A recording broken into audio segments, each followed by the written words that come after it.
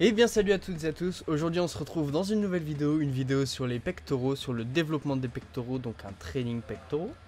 On va s'attaquer à mon anatomie, la longueur de mes muscles, et aussi la longueur de mes segments, muscles, os, voilà tout ça. Je parle en live on va dire, hein, je vais pas faire de montage sur ma voix. Parce que déjà faut que je couvre à peu près je ne sais pas combien de temps de vidéo. Et que cette vidéo je l'ai faite je ne sais pas combien de fois. Hein. Mon face commentary je l'ai fait il y a 1 milliard de fois. J'ai plusieurs trucs à regarder donc désolé si je regarde pas tout le temps la webcam. Ici je regarde en même temps que vous la vidéo. Là j'ai mon retour de la webcam. Là j'ai des images pour m'aider sur quoi dire. Et j'ai un texte aussi pour quoi dire. Alors ici vous voyez du développé incliné, 5 séries de 8 avec 1 minute 30 de récupération. J'ai commencé au début, si vous avez été attentif, à 40 kg. Et là je suis à 45 kg, donc c'est ma charge principale. Je ne la commence pas au début, sinon je sais que je ne peux pas finir mes séries. Voilà. Donc bien sûr, tout le monde connaît le développé incliné pour faire la partie haute des pectoraux. On sait tout ce qu'il faut faire aux haltères et tout, mais je débute en musculation. C'est pour ça qu'aussi je verrouille les coudes. À part sur cette vidéo là où j'essaie de ne pas verrouiller, parce que sinon forcément ça fait mal aux articulations, parce que c'est là que repose la charge, hein, aux articulations du coude. Donc c'est assez fragile. Alors, on va parler en anatomie donc de mes bras. Pourquoi je ne ressens pas mes pectoraux? Pourquoi ils ne grossissent pas? Pourquoi mais j'ai des grands bras? Pourquoi je suis hyper lax? Je vais tout vous expliquer. Alors, déjà, j'ai du mal à ressentir mes pectoraux, j'ai du mal à les développer. Pourquoi? J'ai des grands bras. Je suis pas fait pour la pousser, je suis pas fait pour la pousser. Et donc c'est pour ça que je galère beaucoup plus que quelqu'un qui a des bras courts. Donc c'est pour ça que ça me fait rire, genre les gens qui disent ouais tu fais combien de pompes et tout, c'est un peu les bolos dans la cour, dans la récréation, les trucs comme ça, parce que eux en fait ils y connaissent rien en... C'est même pas de l'anatomie quoi, c'est la base quoi, c'est voilà. Ils connaissent rien, donc moi je vais les taper au squat, ils me taperont sur les pompes ou n'importe quoi. Enfin bref, c'est un petit coup de gueule parce que ça me casse les couilles ces gens-là. Surtout le hey, tu pousses combien, tu soulèves combien? Ouais, mais à quel quoi? À quoi? À quoi? Bon bref, je vais arrêter mon coup de gueule. Alors, donc là, on fait ça pour d'abord fatiguer les muscles qui sont utilisés le plus, que je ressens le plus, pour qu'après... Ah ouais, quelle jolie tête.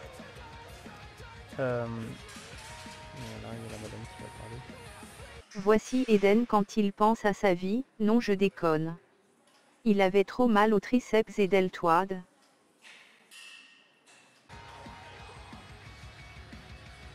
Donc déjà, je suis pas fait pour la pousser parce que j'ai des bras immenses, j'ai des avant-bras... Ils vont super loin mon pote. Ah, là on est passé sur de l'écarté halter, 4x6 séries de 1 minute à 10 kg. Je crois qu'il faut que j'améliore ma technique, mais comme je vous ai dit, je suis au début. Aussi, j'ai une hyperlaxicité, je ne sais pas si ça se dit, du coude. Donc en fait, j'ai le coude, comment dire, récurvatum, qui part plus...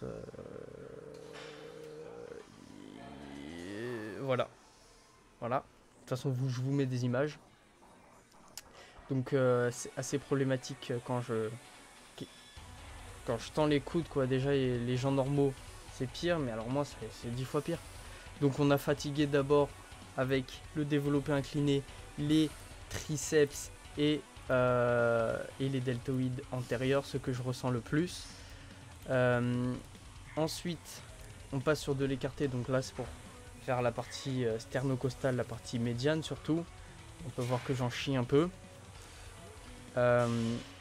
Donc mon coach m'a fait ça pour que les pecs prennent le relais sur l'exercice principal, on va dire l'exercice phare que tout le monde connaît, le développé couché ici présent. Bonjour monsieur. Donc là, développé couché, 6 séries de 12 répétitions avec 1 minute 30, 40 kg. Donc là, on est passé sur du volume parce qu'il faut que je prenne des pecs. Ouais. Et là, on peut voir que je fais des très beaux mouvements sur ce développé couché. Là non, par contre, on peut très bien voir que quand je suis dans les coudes, l'hyperlaxicité. Je sais pas si ça se dit encore une fois, corrigez-moi dans les commentaires. Hein, désolé de blablater.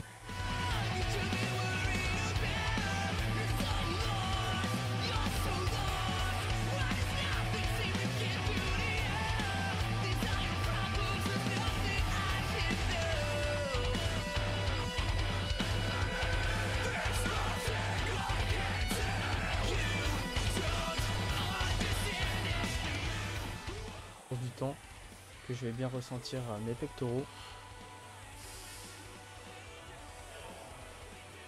Ah oui, je tiens à dire que ce qui va se passer au niveau des pectoraux, ce n'est pas de ma faute.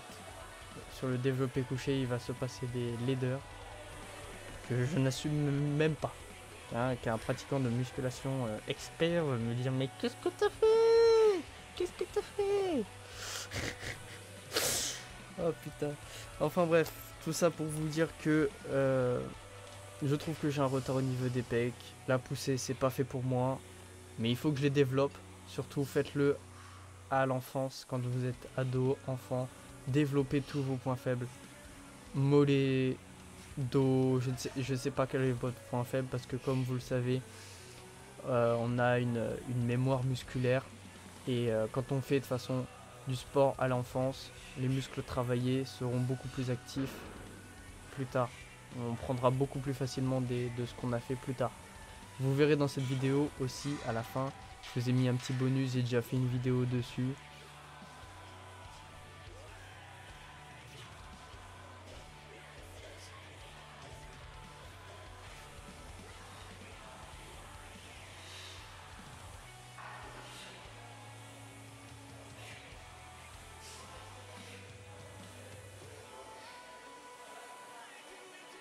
Voici la plus moche série au monde.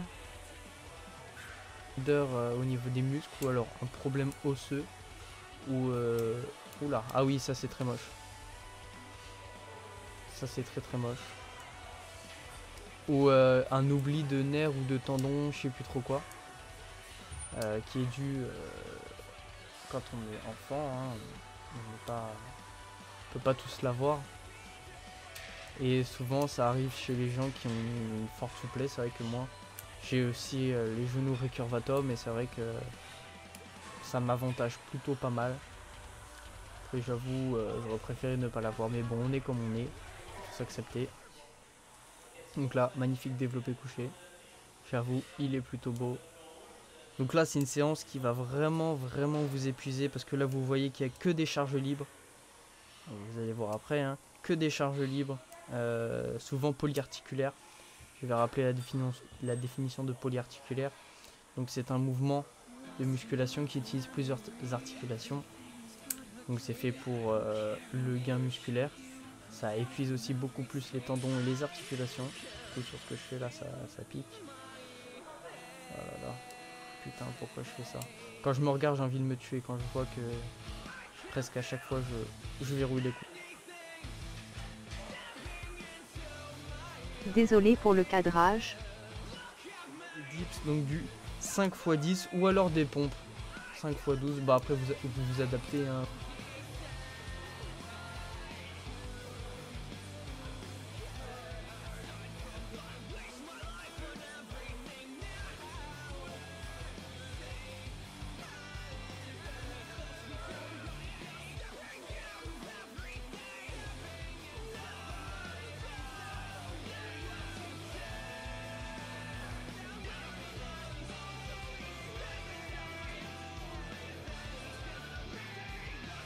J'en pouvais plus, j'avais plus de triceps. Donc faut bien aller en bas. Et pas forcément verrouiller en haut. Mais ça, c'est compliqué quand on est débutant.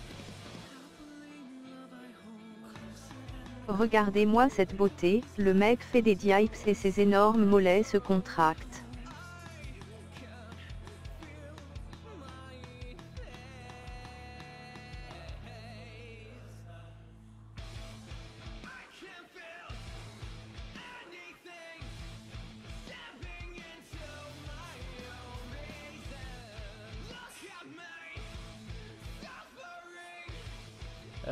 Donc j'espère que cette vidéo vous aura plu. Je vous ai pas vraiment détaillé l'anatomie, c'était plus une vidéo training. Mais je fais quelques cours d'anatomie quand même, hein, pour l'hyperlaxicité. Pour vous dire, tous ceux qui regardent cette vidéo, qui sont arrivés à ce point, que nous ne sommes pas tous pareils, nous sommes tous différents dans le corps, dans l'esprit aussi. Mais on n'est pas tous faits pour n'importe quel type de truc. C'est pas parce qu'on fait du développé couché qu'on va prendre des pecs, c'est pas parce qu'on fait des bras tous les jours qu'on aura des bras, oh là là non. Enfin bref, tous ces bouffons là, surtout en cours, font pitié. Ceux qui disent tout ça, ouais tu soulèves combien ouais, moi j'ai des haltères de 20 kilos, je te baise hein. Alors que les mecs je suis sûr ils font des trucs dégueulasses.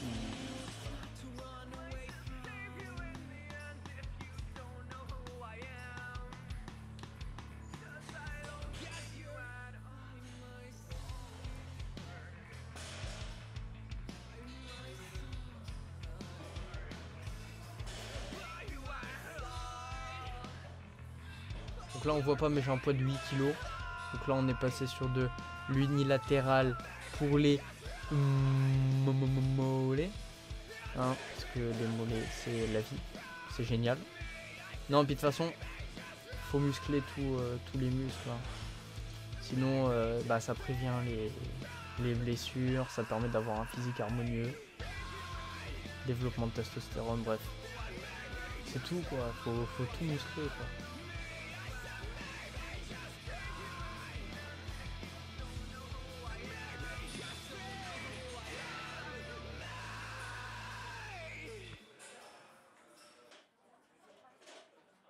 Il faut travailler sur des longues séries, donc souvent 20-25.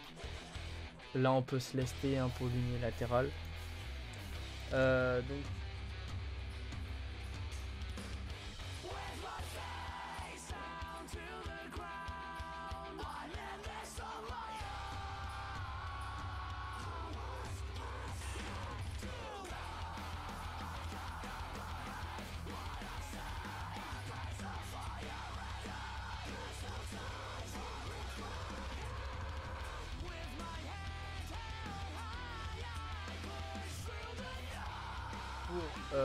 la machine assise doit être à 30, entre 30 et 50 kg. Faut se focaliser sur la contraction du mollet et l'étirement, ce que j'ai pas trop fait dans les mollets, dans les extensions.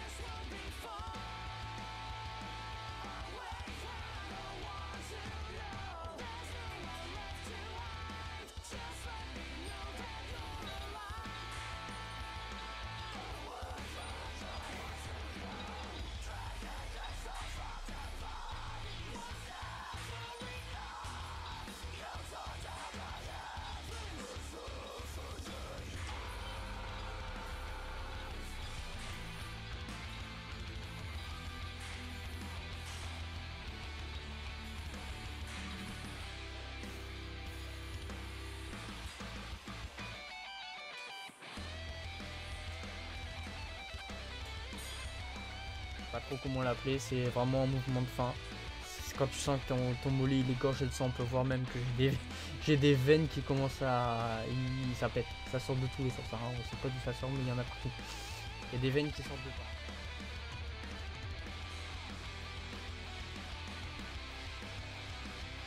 Et surtout cet arrondi du mollet là, externe et interne, donc les jumeaux, les gastrocnémiens, là où je sais pas leur nom bizarre, enfin bref voilà. J'espère que cette vidéo vous aura plu. Désolé de mon commentaire un peu pourri, mais au moins je vous propose cette vidéo. J'espère qu'elle vous aura plu, que vous avez appris certains trucs. Et moi je vous dis à bientôt pour la vidéo sur la testostérone.